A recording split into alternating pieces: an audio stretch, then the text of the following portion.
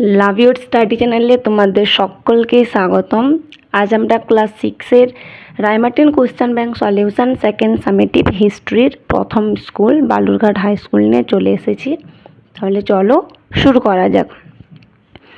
ঠিক উত্তরটি বেছে নিয়ে লেখো। বৈদিক যুগের অন্যতম পালিত পশুর নাম হচ্ছে ঘোড়া। প্রিয়দর্শী উপাধি যোগ করেছিলেন সম্রাট অশোক। মেগালিথ হচ্ছে বড় পাথরের সমাধি। জৈন ধর্মের মোট তীর্থঙ্কর ছিলেন 24 জন। সেরির রাজ্যের ঠক ফেরিওয়ালা ছিলেন সেরিবা। 2-এর দাগ, এক কথায় উত্তর দাও। ভারতের জাতীয় প্রতীকের নাম কি? তো জাতীয় প্রতীক হচ্ছে অশোক স্তম্ভ।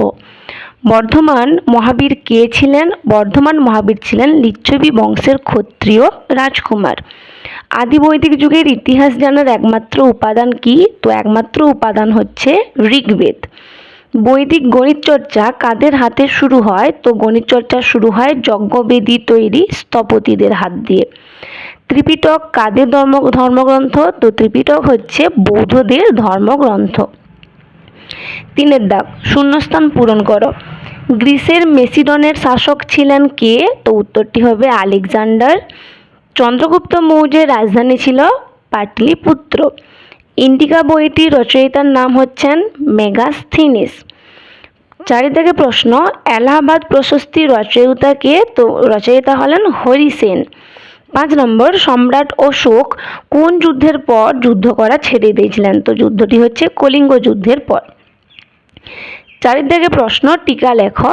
ত্রিপিটক, এই উত্তরটি তোমরা ছায়া সহায়িকার 94 পৃষ্ঠাতে পেয়ে যাবে। ত্রিপিটক। তো সূচনা, বৌদ্ধ ধর্মের প্রধান গ্রন্থ হচ্ছে ত্রিপিটক। ত্রিপিটকের বিষয়বস্তু, এক হচ্ছে 3টি ভাগ। পিটক কথা অর্থ হলো ঝুড়ি। ত্রিপিটক অর্থাৎ 3টি সংকলনকে 3টি ঝুড়ির সঙ্গে তুলনা করা হয়েছে। এই 3টি সংকলন হচ্ছে সূত্রপিটক, এটি হচ্ছে গৌতম বুদ্ধ ও তার প্রধান শিষ্যদের উপদেশগুলির সংকলন। 2 নম্বর হচ্ছে বিনয় পিটক, এতে রয়েছে বৌদ্ধ সংঘের ও বৌদ্ধ সন্ন্যাসীদের আচার আচরণের বিভিন্ন নিয়ম। 3 নম্বর অভিধম্ম পিটক, এতে গৌতম বুদ্ধের মূল কয়েকটি উপদেশের আলোচনা আছে। ভাষা, ত্রিপিটকের 3টি ভাগ পালি ভাষায় লেখা। 3 নম্বর, ত্রিপিটক সংকলনের প্রেক্ষাপট, গৌতম বুদ্ধের মৃত্যুর পর রাজগৃহে প্রথম বৌদ্ধ সঙ্গীতিদের সূত্রপিটক ও বিনয় পিটক সংকলন করা হয়। পরবর্তী সময় সংকলিত হয় অভিধম্ম পিটক। টিকা 2 নম্বর কোশ্চেন, কনিষ্ক। তো এই উত্তরটাও তোমরা ছায়া সহায়িকার 118 নম্বর পৃষ্ঠাতে পেয়ে যাবে। কনিষ্ক, তো কুষাণ সম্রাট কনিষ্কের কৃতিত্ব। সূচনা, কুষাণ বংশের শ্রেষ্ঠ শাসক হচ্ছেন কনিষ্ক। রাজত্বকাল, কনিষ্ক 78 খ্রিস্টাব্দে শাসক হন। তিনি প্রায় 23 বছর রাজত্ব করেন। সাম্রাজ্য বিস্তার, কনিষ্কের রাজধানী ছিল পুরুষপুর বা পেশোয়ার। তার আমলে কুষাণ শাসন গঙ্গা উপত্যকার বিরাট অঞ্চলে ছড়িয়ে পড়েছিল। এখনকার পাকিস্তানের প্রায় পুরো অঞ্চলেই কুষাণ শাসন বজায় ছিল। শাসন পদ্ধতি, অন্য কুষাণ রাজাদের মতো কনিষ্ক নিজেকে দেবপুত্র বলে ঘোষণা করেন। এক্ষেত্রে তিনি মহারাজা রাজাধিরাজ দেবপুত্র শাহী উপাধি নেন। তিনি শাসন কার্যের সুবিধার জন্য সাম্রাজ্যকে কতগুলি প্রদেশে ভাগ করেন। 3 নম্বর টিকা, রাজা পুরু। তো রাজার পুরু, এই উত্তরটি তোমরা 108 নম্বর পৃষ্ঠাতে পাবে ছায়া সহায়িকার। তো রাজা পুরু হচ্ছেন গ্রিসের মেসিডনের শাসক ছিলেন আলেকজান্ডার। তিনি হিন্দুকুশ পর্বত পেরিয়ে ভারতীয় উপমহাদেশে আসেন খ্রিস্টপূর্ব 300 অব্দ নাগাদ এবং আলেকজান্ডারের সাথে রাজা পুরুর যুদ্ধ বাধে। তো ভারতীয় উপমহাদেশে ঝিলাম ও চেনাব নদী দুটির মাঝের অঞ্চলে রাজত্ব করতেন রাজা পুরু। তিনি বিরাট সেনাবাহিনী নিয়ে আলেকজান্ডারের বিরুদ্ধে যুদ্ধ নামেন এবং যুদ্ধে রাজা পুরু হেরে যান। তবুও তিনি গ্রিকদের কাছ থেকে বীরের মতন সম্মান পান। 5-এর দাগে 3-4টি বাক্যে উত্তর দাও। তো 1 নম্বর প্রশ্ন হচ্ছে বৈদিক যুগের জীবনযাপনের কয়টি পর্যায় ও কি কি? তো তোমরা এই উত্তরটা ছায়া সহায়িকার 64 নম্বর পৃষ্ঠাতে পাবে।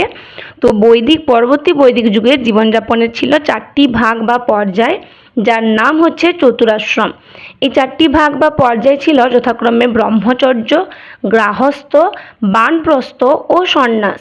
ব্যাখ্যা: ব্রহ্মচর্যাশ্রম। এই পর্যায়ে ছাত্রদের তার গুরুর গৃহে থেকে শিক্ষালাভ করতে হতো। গৃহস্থশ্রম: শিক্ষালাভের শেষে বিয়ে করে জীবনযাপনের এই পর্যায়ের নাম হলো গৃহস্থশ্রম। বানপ্রস্থাশ্রম: এই পর্যায়ে সংসার থেকে দূরে কোনো বনে কুটির তৈরি করে সেখানে ধর্ম চর্চা করতে হতো। 4 নম্বর হচ্ছে সন্ন্যাস আশ্রম।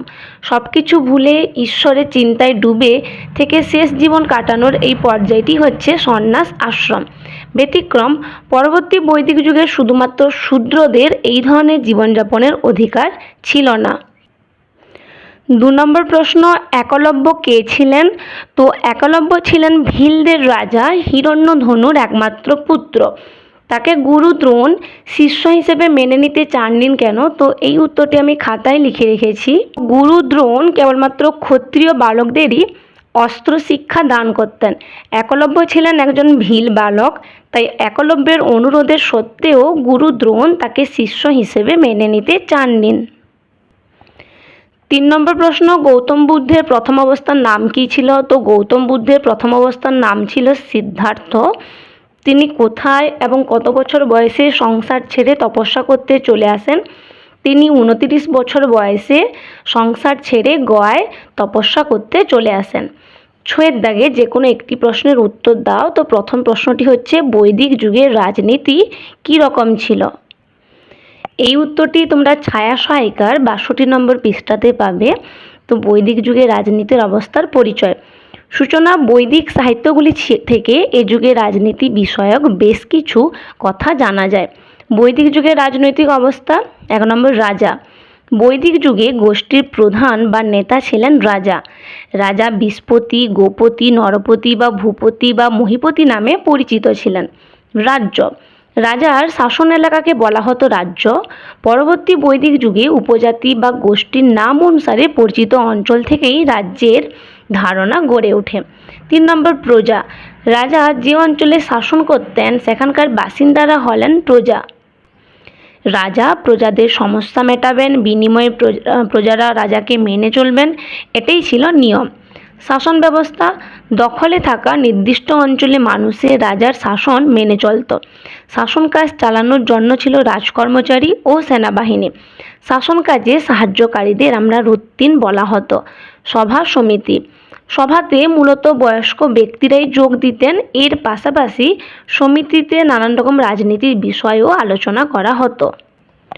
শেষ প্রশ্ন, গৌতমীপুত্র শাতকর্ণীর কৃতিত্ব আলোচনা কর। এই উত্তরটি তোমাদের ছায়া সহায়িকার 118 নম্বর পৃষ্ঠাতে রয়েছে। গৌতমীপুত্র শাতকর্ণী সূচনা: সাতবাহন বংশের শ্রেষ্ঠ সম্রাট ছিলেন Gautamiputra শাতকর্ণী।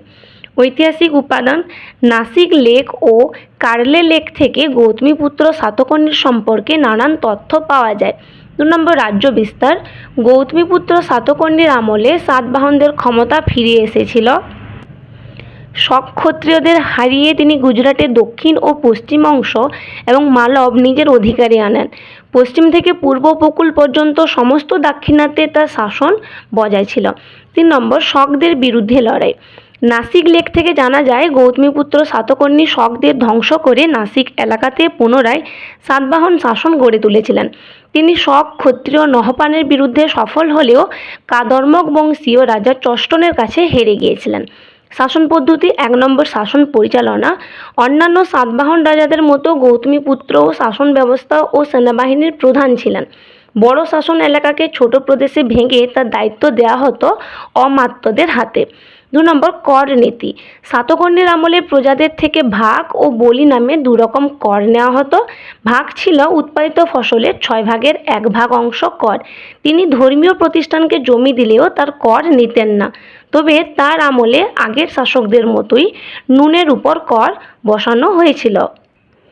Please like, comment, share and subscribe my channel.